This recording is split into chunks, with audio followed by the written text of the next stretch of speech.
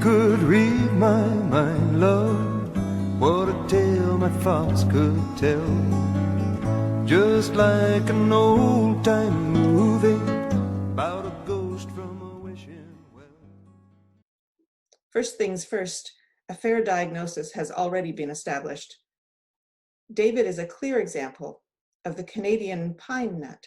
That's P-I bracket N-E bracket. Don't make it more complicated than need be, but I'm confused. Is it pi in the mathematical sense, a number, or pine in the forestry studies and environmental studies sense?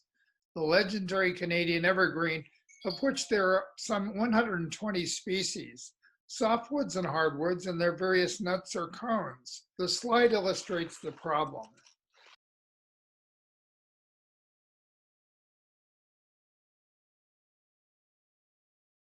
To be honest, we assumed David must be a juniper nut of some kind. He's Jewish Canadian from Toronto's Borough Park, so to speak. Careful now. I meant no disrespect. Borough Park, southwest Brooklyn, famous for its Orthodox Jewish community. In this respect, the analogy breaks down a little. David is hardly Orthodox, quite the opposite, in fact, secular in the extreme. Still, his demons are Gollum. You made the mystical Jewish Frankenstein, a zombie of mud the rabbis believed could be brought to life and carry out acts of vengeance. Except that David was both Dr. Frankenstein and his monster rolled into one. But we're getting ahead of ourselves. I take full blame or credit, whichever you prefer. We were convinced that David had to be a species of Canadian juniper nut. It was too easy, Canadian and Jewish. But then we explored the taxonomy further. To our astonishment, it didn't add up. The creeping juniper tempted us, but we resisted going there as surely unfair to David, although he did creep a bit. You were referring to his marriage to a 16-year-old girl from the Philippines. Tragic. For her, I mean. He was in his 50s, older than her father. Brought her to Turkey. She was lovely, actually. Catholic, so she would never dream of divorcing him, and he knew it, used it. I heard that his internet sex addiction continued unabated. He preferred his online romances to the beautiful young Filipinas at home. She wasn't stupid or ugly.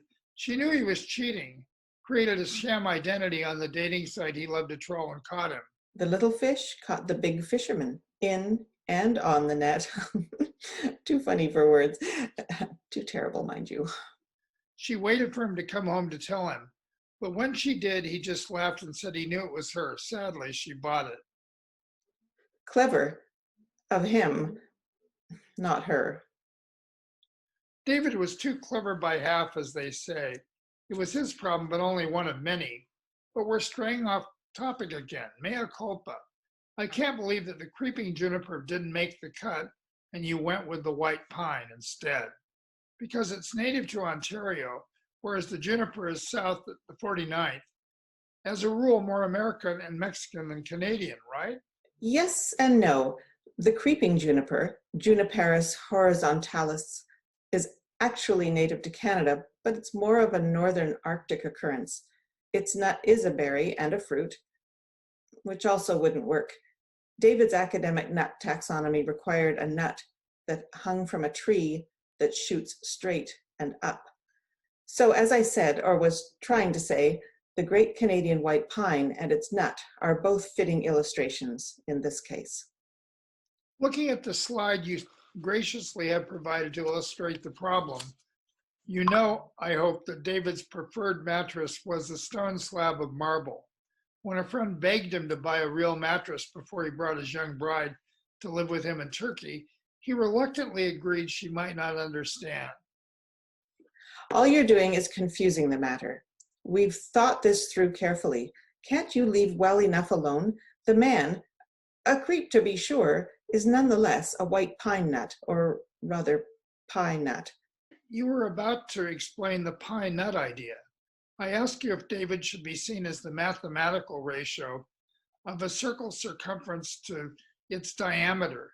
the number an infinite non-repeating series and thus irrational because it can't be expressed as a simple fraction, or the pine cone.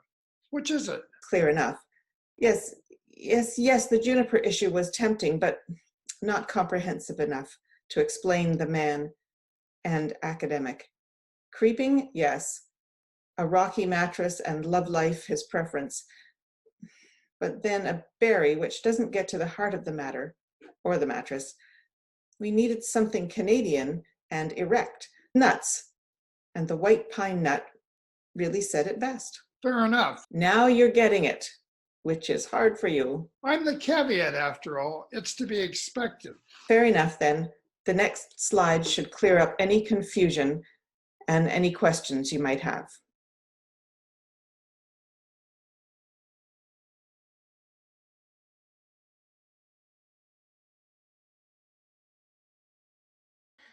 As a women's rights lawyer, caveat my good man, must I be the one in good conscience to defend David in light of this obvious slander? I mean, the poor man.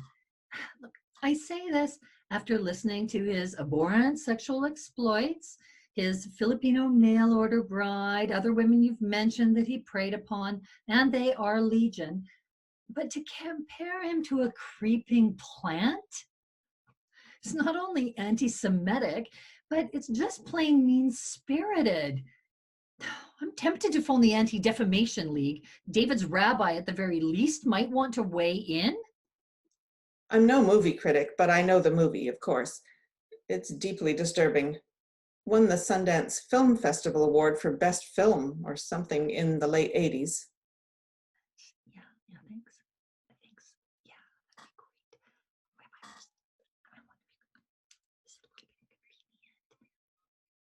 Darren Aronofsky debut film. Won other awards the same year, 1988. The Independent Spirit Award for Best First Screenplay and the Gotham Open Palm Award, if memory serves. It's the story of a brilliant mathematician, photographic memory, etc., etc. He is obsessed with numbers and chaos theory in particular. He then finds himself between a rock and a hard place, the corporate world of global capitalism and Jewish mysticism. Both wish to use him to solve two great riddles that are said to come down to number theory, predicting the stock market and the exact year of the apocalypse. Yes, Aronofsky is quite brilliant. More disturbed than brilliant. Disturbed, brilliant, tomato, tomato, pine nut, pie nut. Well, I take your point. A clear case of life imitating art. David's life and Darren Aronofsky's art, that is. Oi, Gavalt, am I too late? Have you fed my poor David to the wolves? If you have, do not be surprised if he quickly taught himself enough animal dentistry to pull their teeth. How do you think Daniel escaped Nebuchadnezzar's den of lions unscathed? Rabbi Patosh, you came. For you, Ruth, anything. For my David, as you know, everything. Ruth? It's a good Hebrew name. Wherever you go, I will go. Wherever you lodge, I will lodge. Your people shall be my people, and your God my God. Where you die, I will die, and there I will be buried. Thus and more may the Lord do to me, if anything but death part me from you. Sarah was the perfect Jewish wife. She married well, too. Boaz was rich, always happy, and never had cause to kvetch, especially once Ruth laid at his feet. This again, Rabbi Patosh? I am. How many times must I tell you? How many times must I ask you to leave the question of my impending marriage at the door of the temple? You're embarrassing me again. I have not seen you at shul. Come. The Ross family have a nice boy, a psychiatrist, good education, and looking for the right match. Well, somebody has to arrange the matches. Young people can't decide these things themselves. She might bring someone wonderful, someone interesting and well off and important. Matchmaker, matchmaker, make me a match. Chaim, I swear to God, don't be such a yenta. You're such a schlemiel. You would think I called you a Corvo and all I did was get a little emotional after schlepping across town. You phoned me. Please don't say a word about, you know.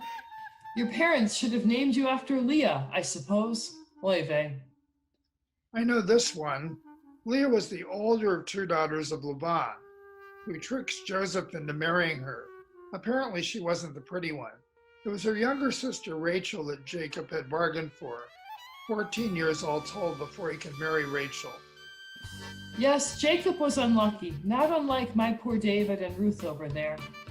Miss Fancy Pants women's rights lawyer too good for my poor David. Alter Cocker. Her choice is made for her. Esau, a womanizing, idiotic older brother, and Jacob, who wasn't much better, but hardly stupid. He did trick Esau into selling his inheritance for a bowl of mush. Good lawyer material, really. Bupkes, more like it.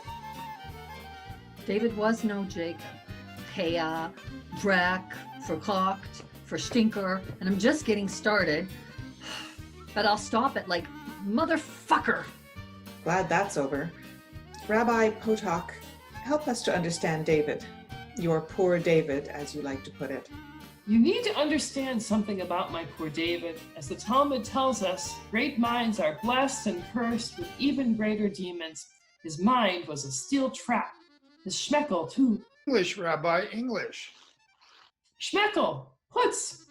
You don't need to know Yiddish to know what I'm talking about. Schlong, the Yiddish word for snake, but also a troublesome wife. Figure it out. There are a million of them. Schwanz, German for tail. Stupper from stup, which is slang for sexual intercourse. To stup some woman, well, you need a stupper.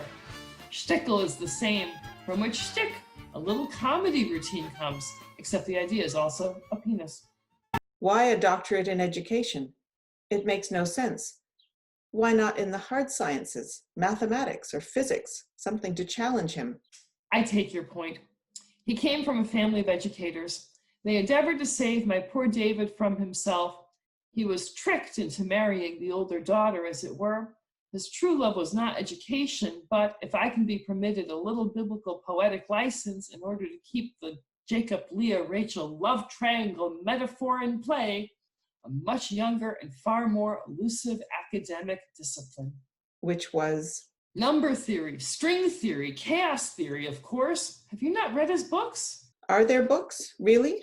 Or is Clyde making this up too?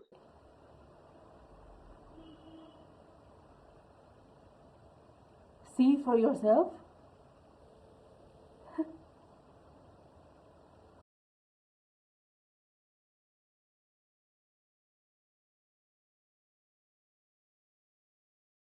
These are only the ones he sent me.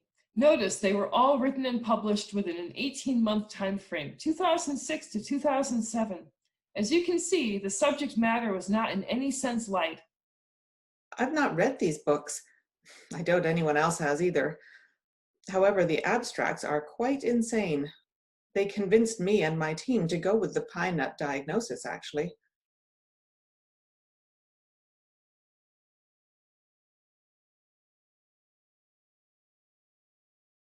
My poor David is only guilty of building a set of wings and flying too close to the sun. His choice of glue, his downfall. And David's choice of glue in this case?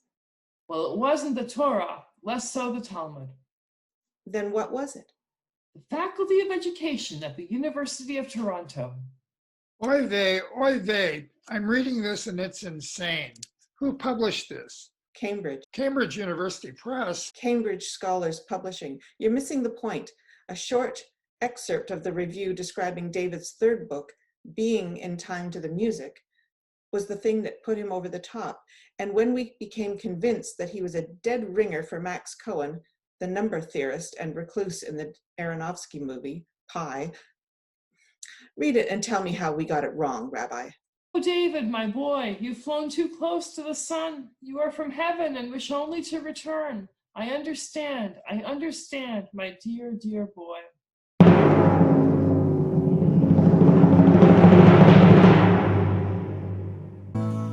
I could read your mind, love, what a tale your thoughts could tell. Just like a paperback novel, the kind the drugstore sells. When you reach the part where the heartaches come